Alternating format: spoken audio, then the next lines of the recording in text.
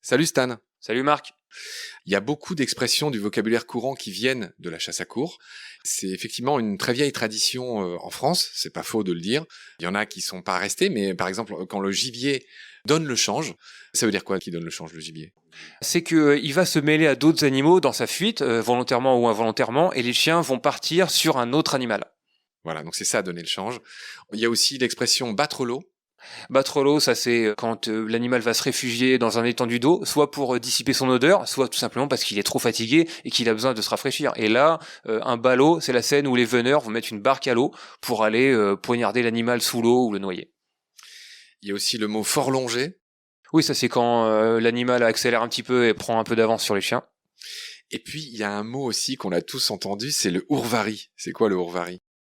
Le ourvari, c'est quand l'animal, dans sa fuite désespérée, va zigzaguer, faire demi-tour, prendre le chemin inverse de ce qu'il a pris, et ça peut perdre les chiens des fois. En fait, le ourvari, c'est quand il retourne sur ses propres traces, et du coup, effectivement, ça sème la zizanie dans l'odorat des chiens qui savent plus où ça commence, où ça finit, etc.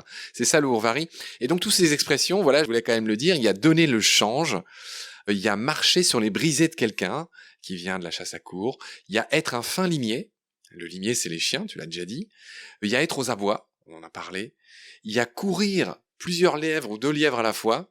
Et puis, il y a tout simplement mettre sur la voie. Il y en a plein d'autres aussi. Comme quoi, par exemple? Prendre son parti, par exemple. Ah. Donc bref, on voit à travers ces expressions que c'est vraiment une tradition séculaire, ça c'est certain. Et je voudrais aussi qu'on donne maintenant quelques chiffres sur la vénerie. J'ai lu que la vénerie avait explosé dans les années 80, les années Bernard Tapie. On était passé de 300 à 400 équipages. Ça s'est un peu stabilisé aujourd'hui. Il y a combien d'équipages en France aujourd'hui? Oh, il y a 390 équipages, je pense. D'accord. Donc, selon ma petite enquête, ça rassemble en tout 17 000 chiens. Il n'y a pas vraiment de chiffre précis là-dessus, parce qu'il y a beaucoup de naissances, et il y a beaucoup de chiens qui disparaissent quand ils deviennent inutiles, donc 17 000, c'est le chiffre qu'ils avancent eux, mais... 400 équipages qui regroupent 10 000 boutons, ça veut dire quoi? Les boutons, c'est ceux qui ont le droit, l'honneur de porter le bouton doré officiel de l'équipage, donc c'est vraiment ceux qui cotisent plein pot, et c'est les vrais veneurs, ceux qui ont vraiment le droit de participer entièrement à la chasse. Voilà, autour de ces gens-là, il y a 30 000 suiveurs réguliers et il y aurait 70 000 occasionnels. Oui. C'est des chiffres difficilement vérifiables, mais en gros, ça fait quand même une centaine de milliers de gens en France qui sont intéressés par cette pratique qui rebute 86% des Français. Sondage IFOP 2021, c'est bien ça? Mois de mars, fait par la Fondation Bardot et l'IFOP, ouais. D'accord. On n'a pas dit le nombre de chiens, mais il y a en moyenne 20 à 100 chiens par chasse, hein, c'est ça? Bah en fait, les équipages ont chacun leur chenil, et c'est vrai que du plus petit au plus gros équipage, on peut trouver d'entre une vingtaine et une centaine de chiens. Mais pendant la chasse à courre, ils lâchent à peu près une cinquantaine de chiens derrière la bête. D'accord.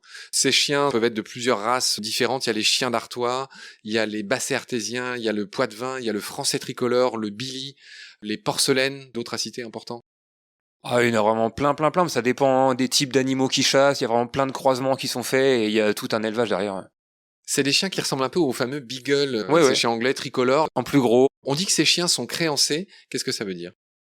Ça veut dire qu'ils sont élevés et entraînés pour traquer un seul type d'animal. Mais bon, ça c'est évidemment théorique, parce que les veneurs au cerf, par exemple, aimeraient bien et se vantent que leurs chiens sont créancés pour ne chasser que le cerf. Mais bon, dans la pratique, on voit qu'en fait, les animaux partent sur tout ce qui bouge, et c'est vraiment ça qui crée un grand chaos dans la forêt. C'est-à-dire que dès qu'on lâche 50 chiens comme ça libres, ils ont beau être entre guillemets créancés, ils dérangent toute la faune. D'accord, on a bien compris. Et maintenant, je voudrais qu'on enchaîne sur vos arguments, avant d'en venir aux méthodes que vous employez. Je voudrais que tu me dises en fait ce que tu reproches à cette pratique, concrètement. Qu'est-ce qui te plaît pas? Qu'est-ce qui vous plaît pas? Qu'est-ce qui vous dérange dans la chasse à courre? Quels sont vos arguments concrets?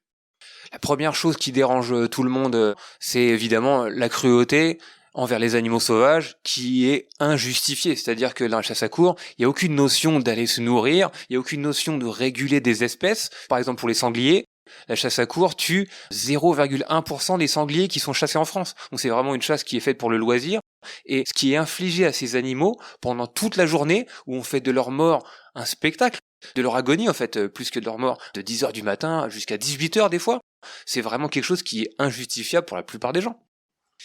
Oui, alors si on s'intéresse à ce que vit l'animal, il y a non seulement la très cruelle mise à mort qu'on a racontée, à coups de poignard, noyé, curé, bouffé vivant, ou non, alors pas vivant, par les chiens. Si. Pour qu'il y ait de la petite vénerie, les lièvres et les lapins sont rattrapés par la meute et sont déchiquetés par les chiens. Bon. Et donc, avant ça, il y a tout le stress causé à l'animal. En 95-96, il y a une équipe de biologistes anglais sous l'égide du professeur Bateson qui a fait une analyse, donc c'est la seule au monde qui a été réalisée, sur les cerfs et laves chassés à courre. Et en fait, cette analyse dit que le stress et la souffrance que subissent les animaux chassés à courre est comparable avec aucun autre type de chasse. La seule comparaison qu'ils ont réussi à trouver, c'est quand vraiment un chasseur à tir blesserait un animal qui irait agoniser 2-3 jours plus tard. C'est vraiment la seule comparaison qu'ils ont trouvée. Sauf que dans la chasse à courre, ça c'est volontaire, c'est pas un accident. Et c'est toutes les semaines. Un autre argument est avancé, celui des chiens qui meurent parfois dans ces pratiques ou qui se perdent. Les chiens de chasse à courre, c'est vraiment des outils, c'est vraiment des chiens qu'on pourra appeler esclaves pour cette pratique. C'est-à-dire que entre le mois de mars et de septembre, où il n'y a pas de chasse à courre, ils restent en chenil la plupart du temps et ils sortent que une fois tous les 2 ou 3 semaines, vite fait. Et pendant les chasses, ils sont mis en danger constamment sur les routes. Il y a tout le temps des chiens qui sont écrasés, qui sont renversés.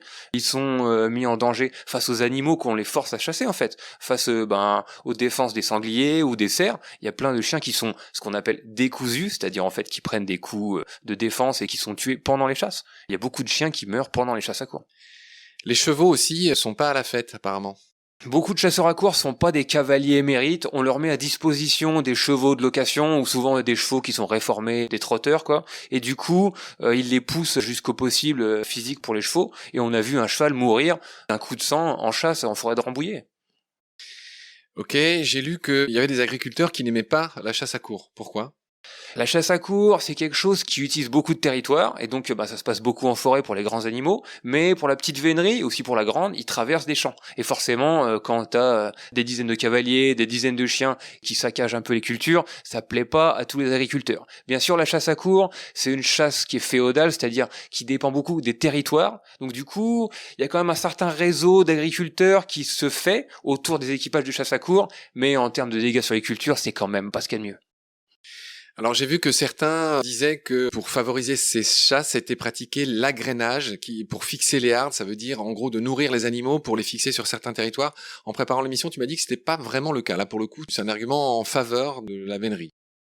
Pas vraiment en faveur, c'est que l'agrainage leur sert moins que les chasseurs à tir qui, eux, raisonnent en termes de petites parcelles où ils voudraient que les animaux restent sur la leur pour pouvoir vendre leur mort, en fait. Alors que la chasse à courre, ils ont souvent de grandes forêts à leur disposition, ce qui fait qu'ils ont moins besoin de fixer des animaux. C'est leur habitat naturel, ils vont rester dans la forêt et ils iront les chercher où qu'ils soient. Il y a un argument un peu plus subtil, c'est que tu parlais des tensions sociales. Et ce qu'il faut rappeler, c'est que la vénerie, sans surprise, c'est un sport, je ne sais pas comment appeler ça, une activité qui est née dans un milieu qu'on va qualifier d'aisé, voire d'aristocratique.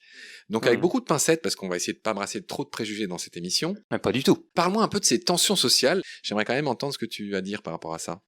Il faut pas tout mélanger, comme tu dis, il faut pas propager des préjugés. C'est pas vraiment une chasse qui dépend de l'argent, c'est pas une chasse de la bourgeoisie, c'est une chasse qui est vraiment née sous les rois, sous le règne de l'aristocratie en fait, et donc ça en garde les stigmates aujourd'hui dans toute sa pratique, dans toute sa façon de faire. Comme je disais, il y a encore des valets par exemple dans la chasse à courre, et c'est quelque chose qui est pas bien vu par les gens de ce siècle en fait, qui voient ça, qui sont témoins de ça.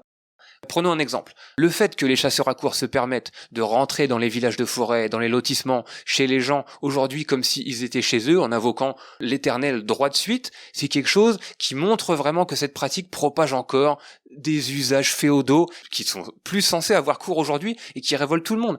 Imagine, tu traverses la forêt pour aller au boulot, tu croises un équipage de gens habillés avec des redingotes du XIXe siècle, tu klaxonnes pour pouvoir avancer. Non, ils bloquent la route et ils vont même jusqu'à cravacher ton capot de voiture en te traitant de manant. C'est quelque chose qu'on voit en 2021. C'est un peu de ça que je parle quand je parle de tension sociale. Ouais. On va rester sur l'histoire des tensions. Tu racontes dans les articles que j'ai lus ou dans les vidéos que j'ai vues de toi que ces gens, évidemment ça clash beaucoup entre vous, hein, malgré vos chartes pacifiques et tout ça. Et tu m'as dit qu'ils inventent des choses. Enfin, quelles sont ces pratiques qui te révoltent chez ces gens lors de vos clashs ? Disons qu'en s'attaquant à la chasse à courre, je m'attendais quand même à un minimum de code de l'honneur aristocratique en voyant ces gens en photo ou dans des peintures. Il en est rien du tout en fait, et il s'est démontré que c'est des gens qui sont vraiment prêts à tout et n'importe quoi pour se débarrasser de leur opposition, qui sont habitués à faire vivre une certaine omerta dans les campagnes, à intimider tous les habitants qui pourraient subir des incidents, en menaçant par exemple leurs animaux de compagnie, ou chez eux, où il y a des habitants près de Compiègne, qui ont été menacés de se faire brûler leur baraque.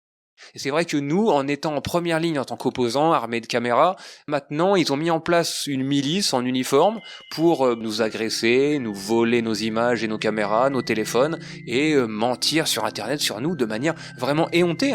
Pour un exemple assez simple, ils ont pris une photo de nous en train de lever les mains et de faire coucou dans la forêt, avec un certain angle, ils ont mis un titre sur internet qui dit « Les Havas font des saluts nazis, c'est tous des antisémites et tout », sans aucune preuve de quoi que ce soit, juste pour attiser à la haine contre nous et pour qu'on disparaisse. Ouais, bon, d'accord. Et c'est qu'un petit exemple. Sur ces bonnes paroles, je te retrouve avec plaisir pour la suite. Salut. Ciao Marc, à la prochaine. Pendant notre combat, nous deux, tu avais l'œil du tigre, tu en voulais ce soir-là. Il faut que tu retrouves ça maintenant. Et la seule façon, c'est de recommencer au commencement. Tu vois ce que je veux dire ?